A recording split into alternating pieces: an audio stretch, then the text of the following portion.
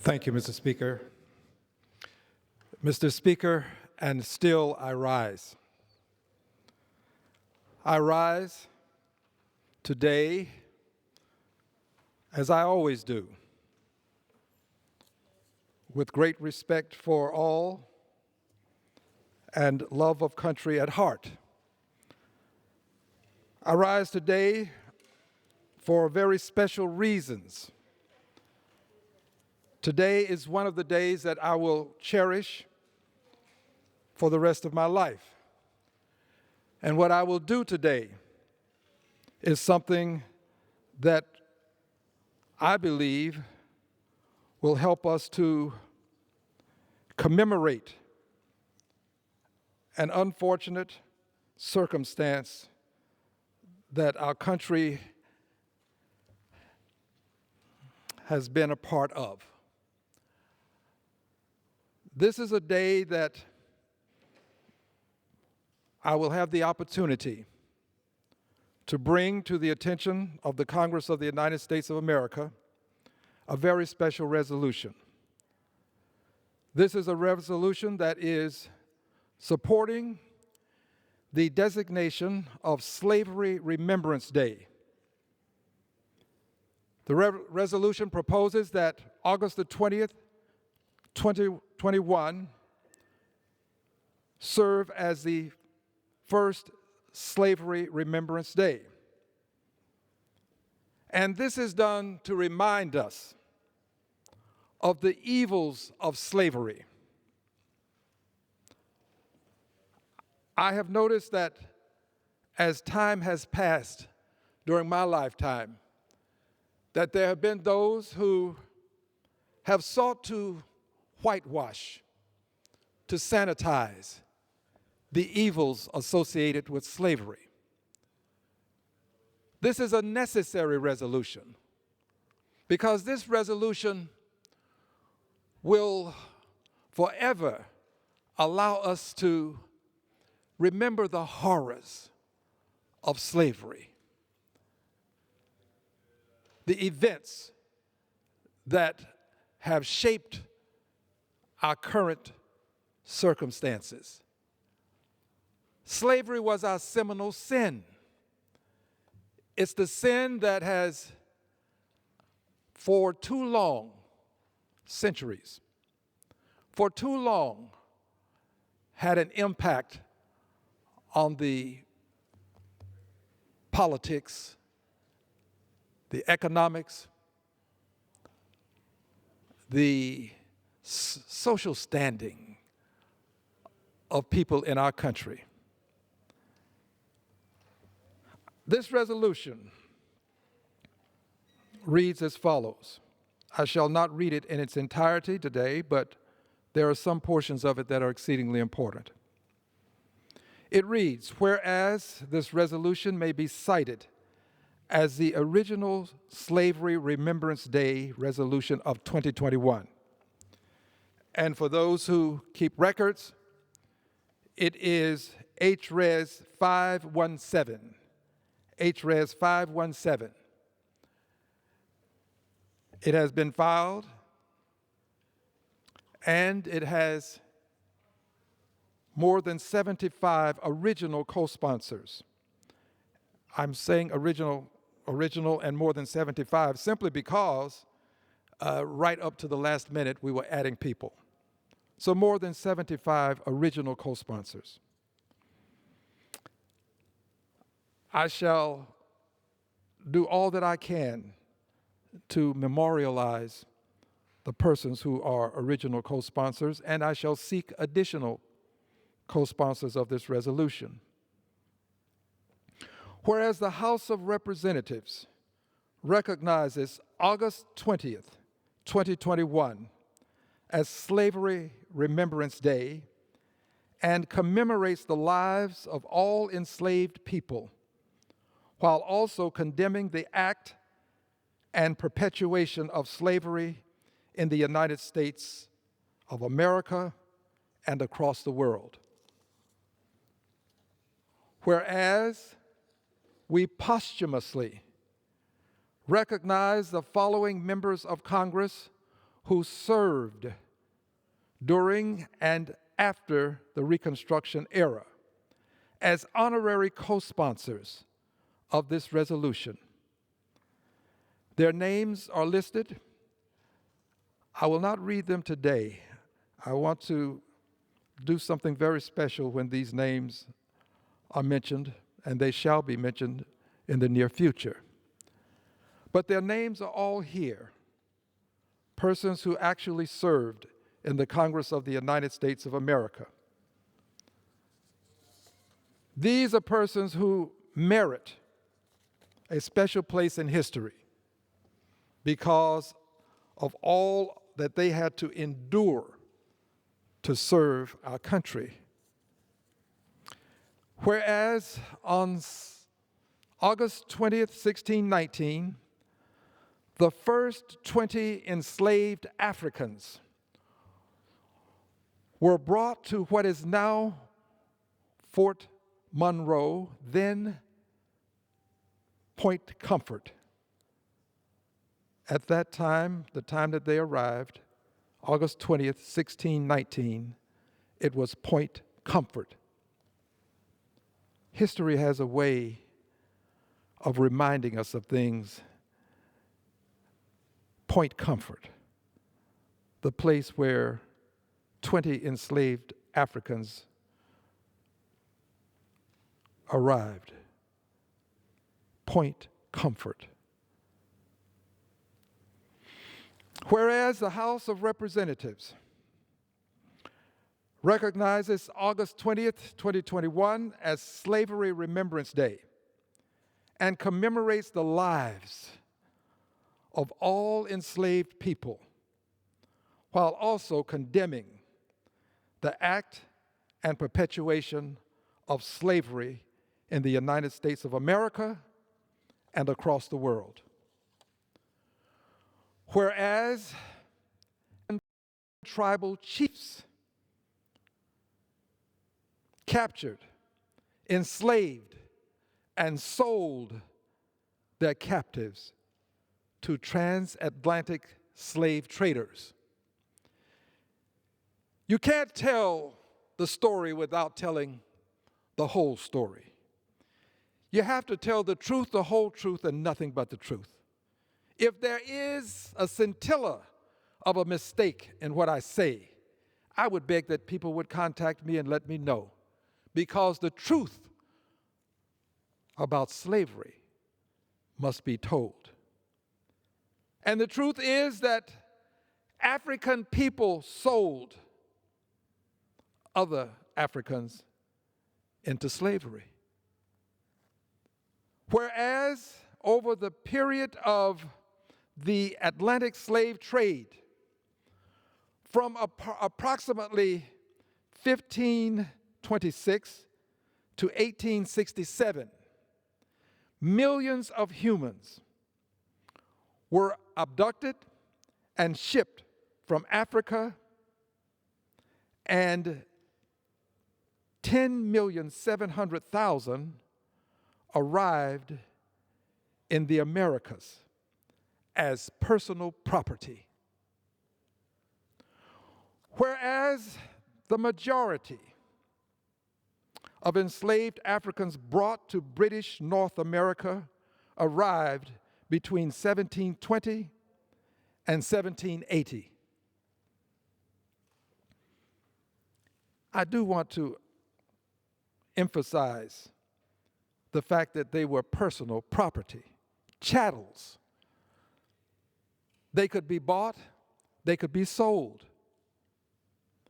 I do understand that this is a part of the history that we don't cherish. It's a part of the history that we don't care to recall, but it's a part of the history that we must remember.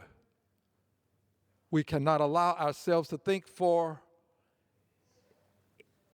any amount of time that history will never repeat itself. And we have to be ever vigilant so as to prevent history from repeating itself. This is why we must have a Remembrance Day. This is not the only Remembrance Day, my dear friends. We remember 9/11, and it is commemorated for the lives that were lost. We remember Pearl Harbor. We remember January 6th, the date of the insurrection. And my prognostication is that there will be a January 6th Remembrance Day. Days such as these, days that are infamous, should always be remembered in the annals of history, and they should forever live in infamy. But we have to remember these days.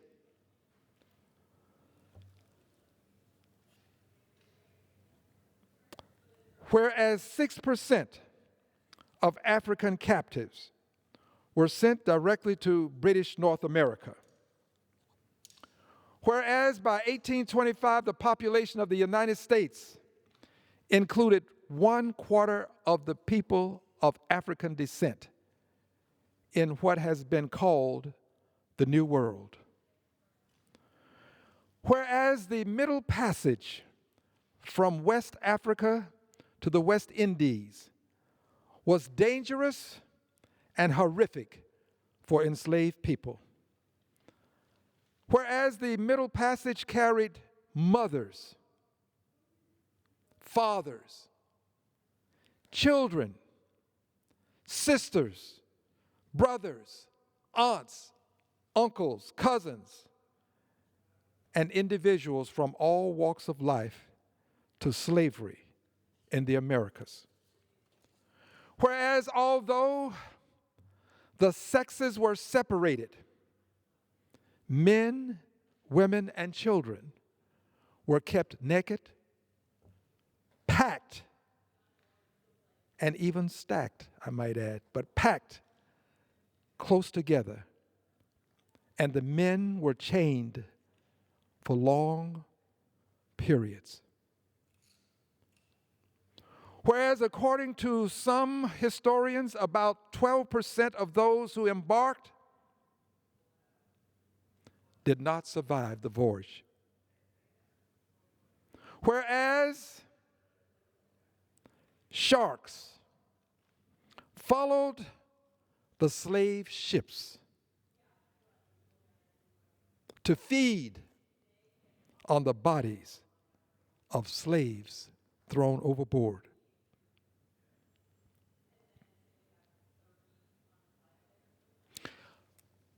Whereas enslaved people suffered a variety of miserable and often fatal maladies due to the Atlantic slave trade and the inhumane living and working conditions. Whereas infant and child mortality rates were twice as high among slave children as among Southern white children. Whereas enslaved people often worked from sunup to after sundown, 6 to 7 days a week, often without food for long periods of time. Whereas enslaved black families lived with the perpetual possibility of separation caused by the sale of one or more family members.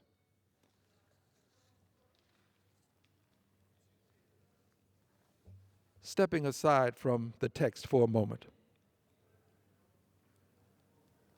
it has to be painful to hear this, to know that on the auction block, a mother could be separated from her children.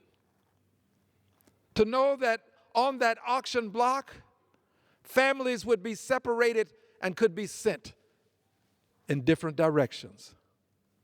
Human beings treated as property.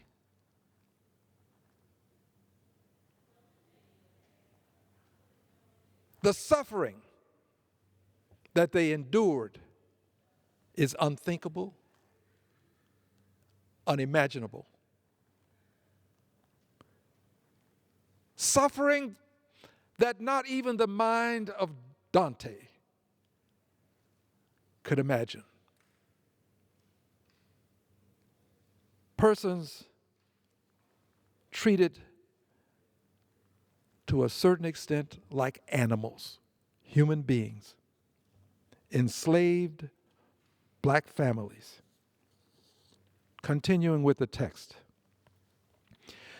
Whereas it is estimated that approximately 1/3 of enslaved children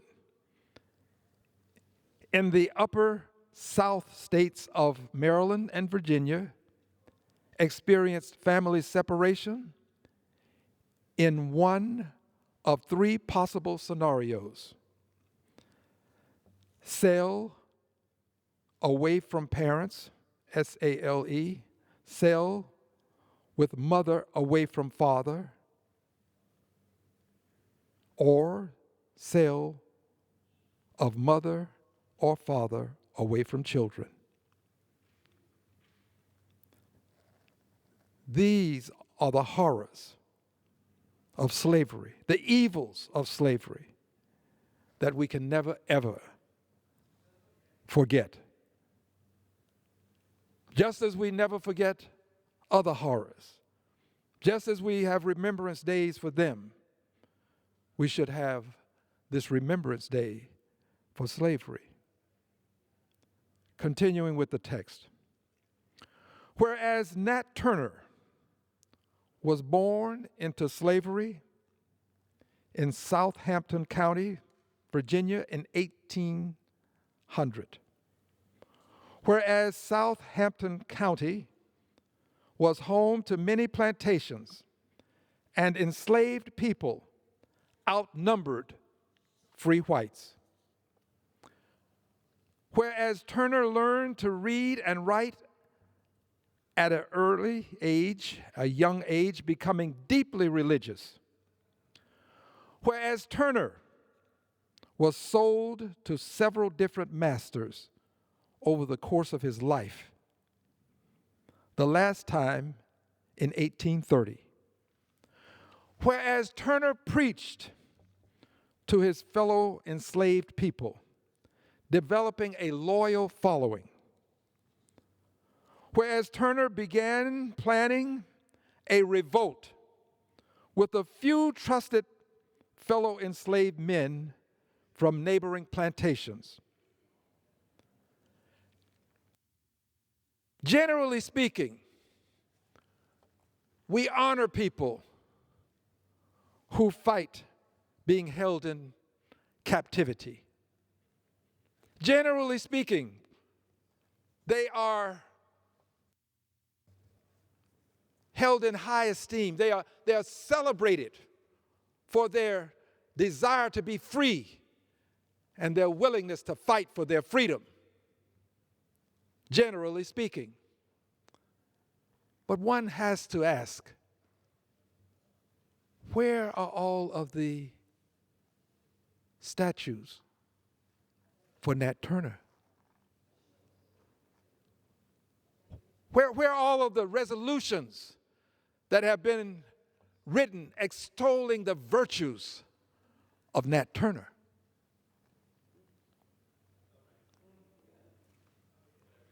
The question must be posed: how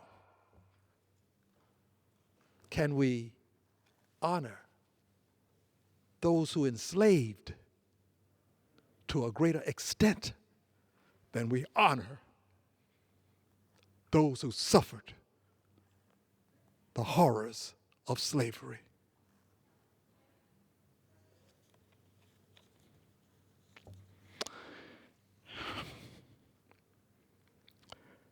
Whereas, continuing with the text, Turner began planning a revolt with a few trusted fellow enslaved men from neighboring plantations. Whereas Turner's rebellion began in August 1831, quickly growing from a small handful of enslaved individuals to more than 70 enslaved and free blacks. Whereas the rebellions went from house to house in Southampton County, freeing enslaved people,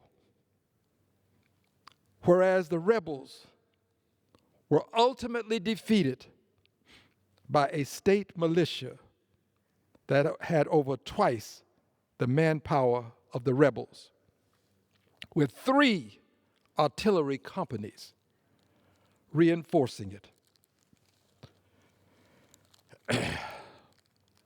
Whereas Turner was captured 6 weeks after the rebellion was put down, whereupon he was quickly convicted and sentenced to death.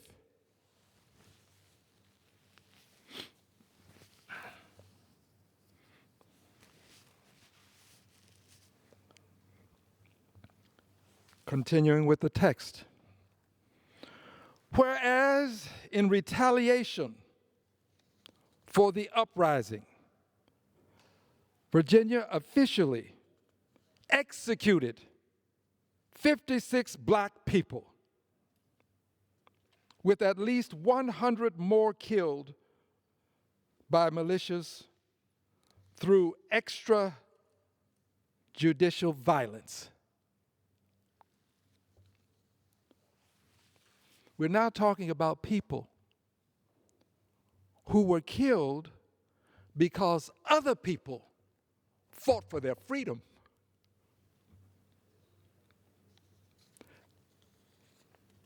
Stepping aside from the text,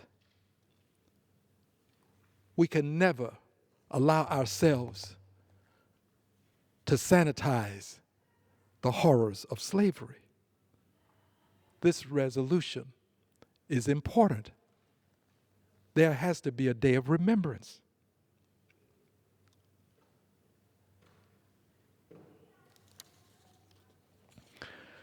Whereas the rebellion caused widespread panic among slaveholders throughout the South, resulting in widespread violence against enslaved people.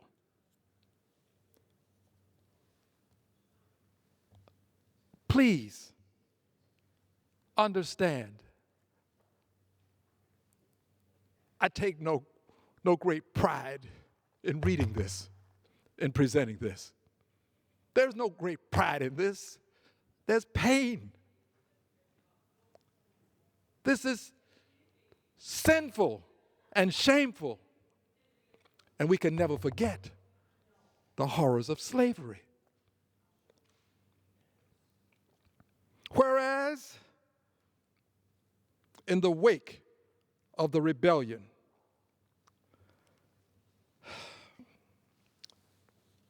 the Virginia General Assembly passed legislation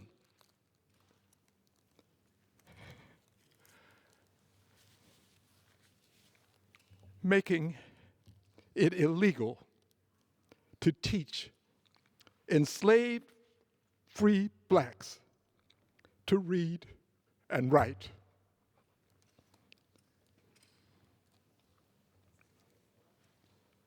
I take no pleasure.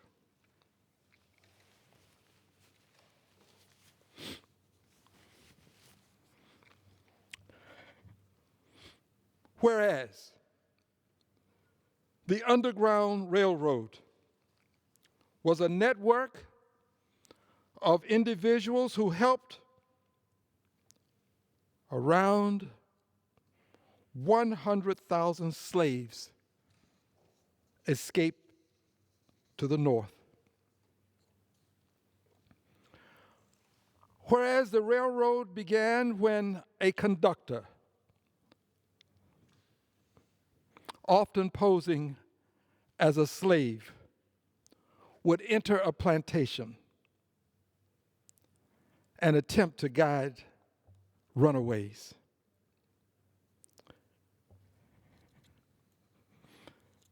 Whereas the escapees would travel 10 to 20 miles each night between safe houses or stations to avoid detection, waiting in safe houses for the next along the line to be alerted to their presence.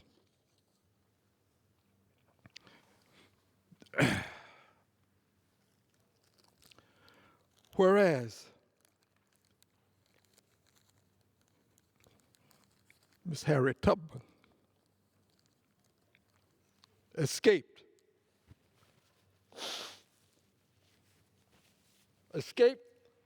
from slavery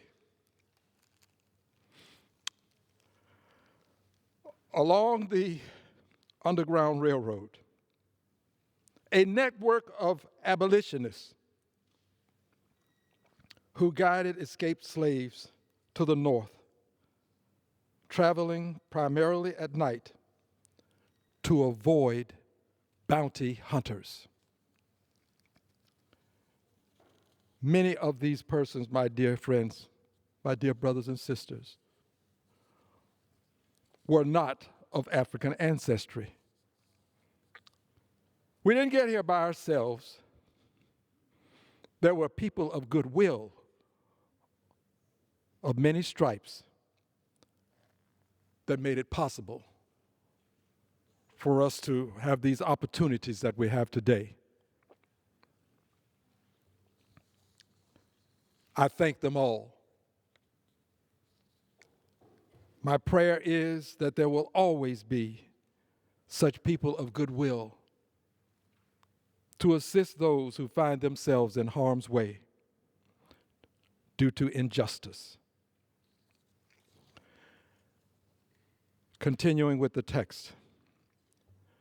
Whereas Miss Tubman returned to the South no less than 13 times to free 70 enslaved persons, including much of her family, for which she would be given the name Moses. Whereas Miss Tubman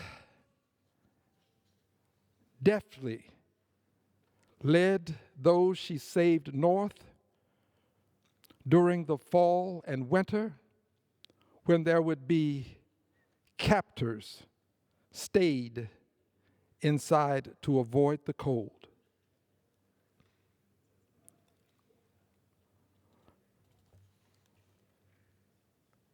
Some things bear repeating. Whereas Miss Tubman deftly led those she saved north during the fall and winter, when their would-be captors stayed inside to avoid the cold. Whereas Miss Tubman's own words, I never ran my train off the track, and I never lost a passenger. Whereas during the Civil War, Miss Tubman served as a nurse, scout, spy in the Union Army, becoming the first woman to plan and lead a military operation in the United States, liberating 700 enslaved people in South Carolina. Excuse me.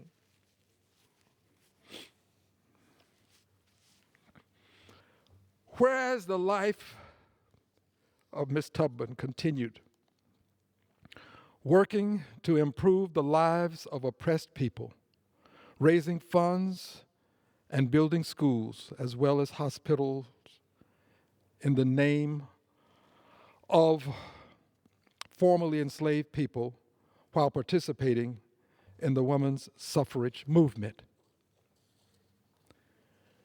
Whereas John Brown, an abolitionist who ran an important stop on the Underground Railroad, dedicated his life to slavery. Whereas John Brown led a militia in guerrilla attacks on pro-slavery towns in Kansas, losing one of his sons in the struggle. Whereas John Brown, with the help of Harriet Tubman, planned and organized an invasion of the South to free all slaves. One has to ask, where are the statues of John Brown? One has to ask, how is it that we have statues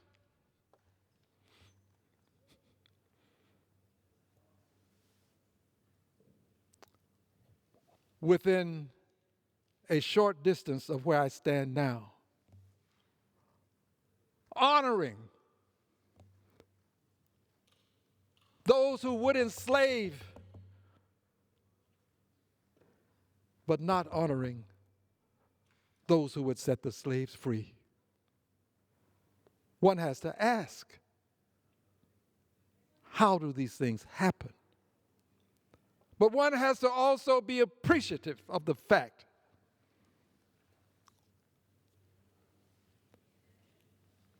that their removal is almost a certainty now. One has to be appreciative of the fact that there are those among us who have taken up the fight for freedom, and they brought it to the very floor of this House of Representatives. I'm grateful to those who have concluded that we must remove the statues of those who would enslave. And my prayer is we will replace them with some statues of those who fought to free the slaves. This is my prayer. Continuing with the text. Whereas Brown began his invasion at Harper's Ferry, West Virginia, but was surrounded and captured by federal troops led by Robert E. Lee, losing 2 more sons in the fighting.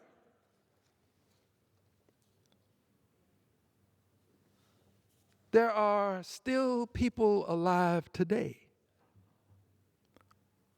who don't want John Brown to be celebrated.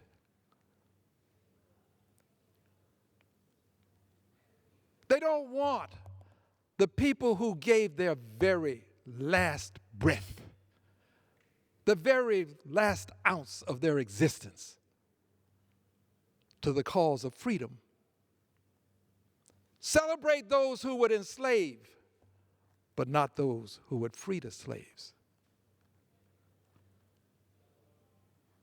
I'm grateful to those people of goodwill who stand today to continue the struggle for liberty and justice for all, as extolled in the Pledge of Allegiance.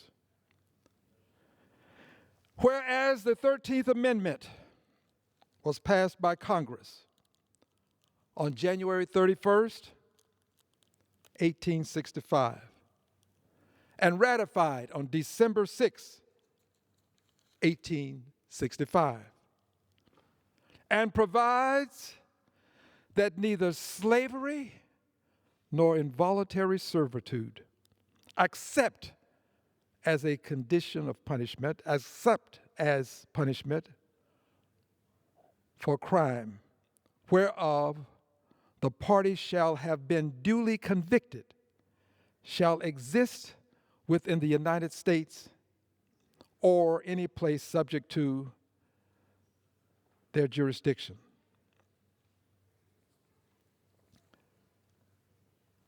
There's much more that can be said about the 13th Amendment. I beg that because I do not say it at this time, that you not charge me for not knowing some of the things that can be said about the 13th Amendment.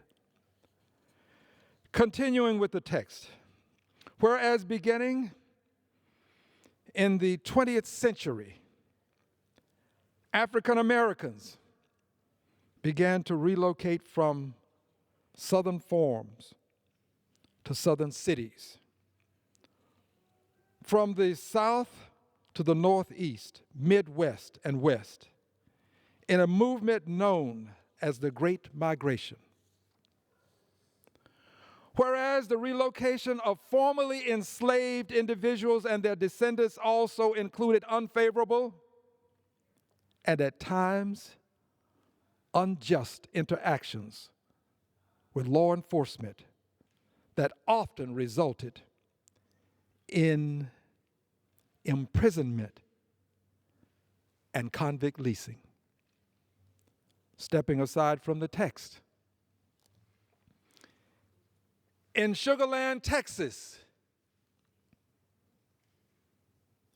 bodies were unearthed. In Sugar Land, Texas, 95 bodies unearthed.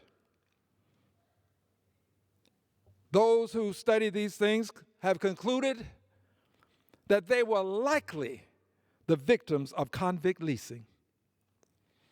Convict leasing was a means by which slavery was continued by another name. Convict leasing allowed laws to be used to have persons who committed petty offenses held in jail. They were detained, couldn't pay a fine. These black codes, as they were called, allowed for convict leasing to continue. Persons were arrested for just standing around, not having a job, put into the convict leasing program. 95 such bodies were found of persons who are thought to have been victims of convict leasing in Sugar Land, Texas, just outside of my congressional district, I might add. Whereas convict leasing, also known as slavery by another name, was a system that allowed persons to lease imprisoned individuals to private entities, often corporations and plantations. Whereas the remains of 95 persons thought to be of African ancestry who were subjected to the state of Texas convict leasing system were discovered in 2018 at the construction site of Fort Bend Independent School District's James Reese Career and Technical Center in Sugar Land, Texas. There's much more to be said about this. In the days, weeks to come, I shall say more about this and what has happened to these 95 persons. Human beings buried to a certain extent in a common grave area. Whereas, while slavery was abolished, the descendants of the enslaved continue to live with the effects of slavery's progenies. These progenies, Jim Crow, mass lynchings, segregation, police brutality, mass incarceration, and institutionalized racism. Progenies of slavery. Stepping aside from the text, I am a son of the segregated South. I've experienced these progenies, some of them, not all, of course. I'm 73 years of age. I have been blessed to live longer than many thought I would. Not because of some illness, but because I was born black. The prognosticators never projected nor prognosticated that I'd be standing here. There's nothing at my birth that would have given anyone reason to believe that I would stand here. And probably there was nothing that would give persons reason to believe that I would stand here and read this resolution. For many, this is a resolution that's not supposed to be filed. It's not supposed to be heard. I'm a liberated Democrat. I'm not going to allow my agenda, the agenda of those who have suffered, to go unnoticed. It won't happen on my watch. As long as I'm in this house, I'm going to remind us that we have a duty and a responsibility as well as an obligation to understand the evils of slavery and understand how they have not evaporated. They've not simply faded away. To this day, the progenies of the evils still haunt us. They haunt us. They haunt us in this very house. And for those who are offended, I beg that you would forgive me. But I don't have any recourse. Those who sent me here, they didn't send me here to do all that I can to get along and go along. They sent me here to try to make a difference. I guess I have a case of the can't help it's. I do what I have to because I know my history and I've suffered the pain from a progeny of slavery. Continuing with the text.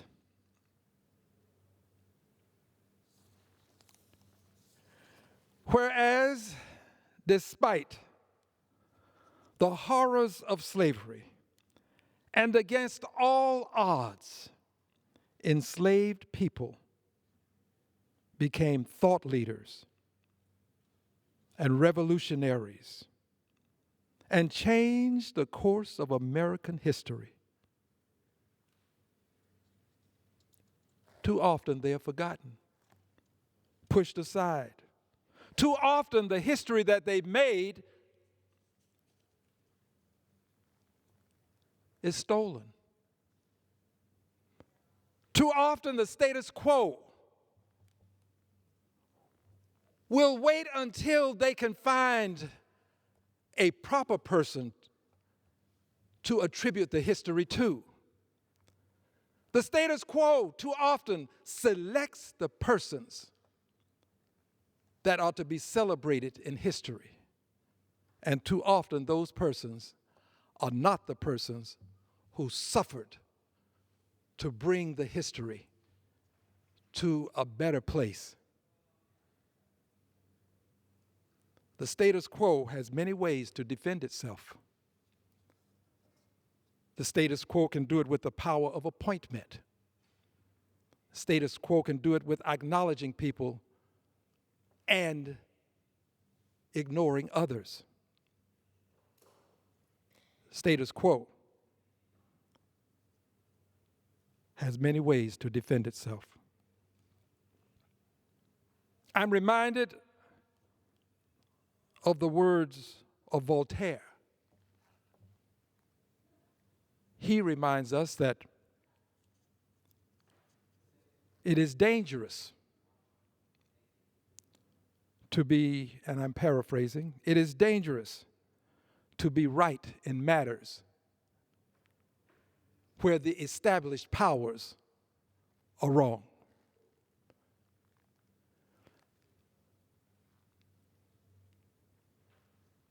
Voltaire. So the status quo defends itself, and the true history is not always known. There will come a time, however, when the truth about some of the history I'm aware of will be made known. Mr. Chairman, the House is not in order. Someone appears to be on the phone in the House. I ask that we kindly investigate.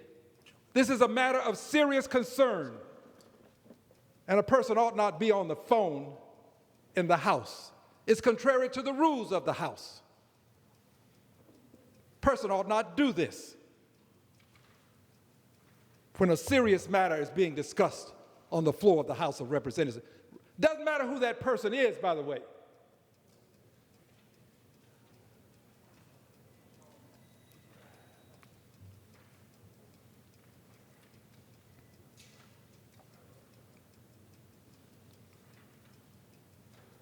And if the person doesn't stop, I'll put the person's name in the record because I know who it is. I'm not going to suffer that kind of disrespect.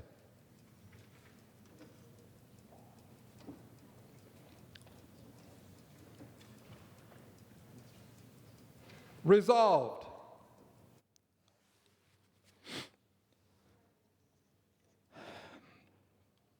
this resolution may be cited as the original Slavery Remembrance Day resolution of 2021. That's Section 1 in the short title. Section 2, Slavery Remembrance Day, that the House of Representatives, 1, supports the designation of a Slavery Remembrance Day to serve as a reminder of the evils of slavery. 2, condemns slavery and its evil progenies and encourages all to acknowledge the importance of slavery remembrance.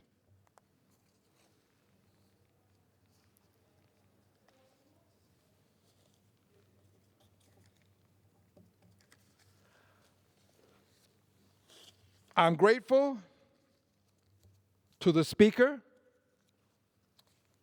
for allowing the time. I'm grateful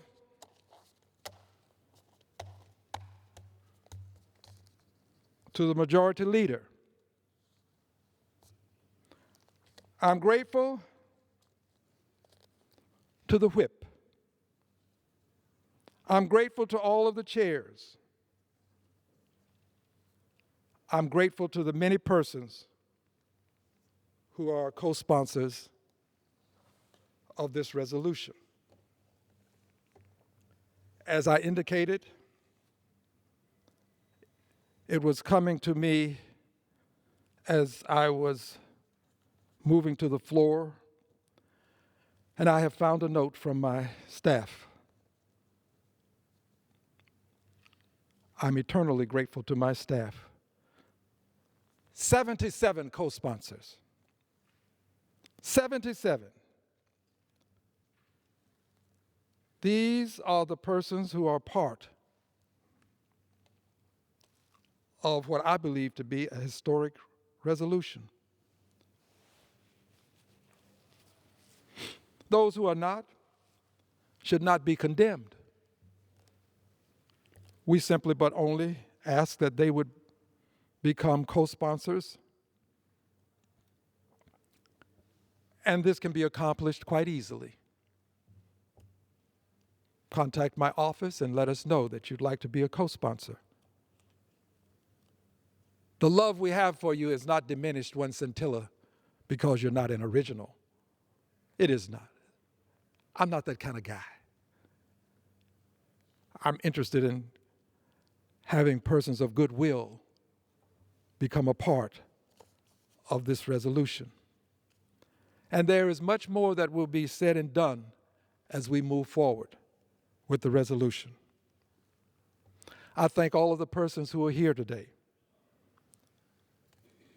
I appreciate the fact that this House functions as efficaciously as it does. I'm going to remember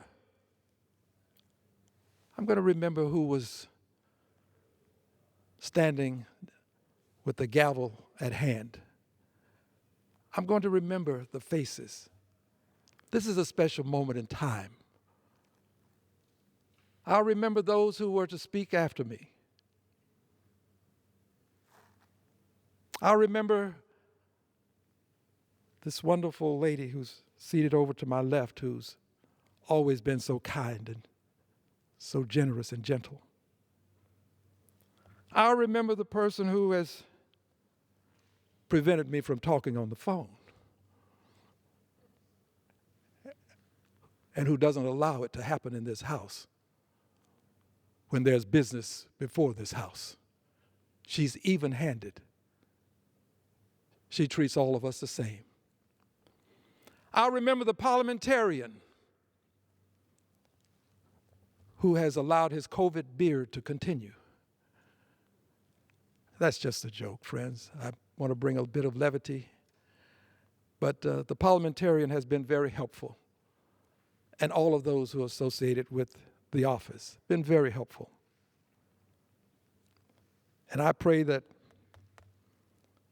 on the 20th or before, this resolution will receive a vote in this House so that this House can go on record, as it has gone on record for many other things, as supporting slavery, Remembrance Day. Mr. Speaker, it's my honor now to yield back the balance of my time. The gentleman yields back.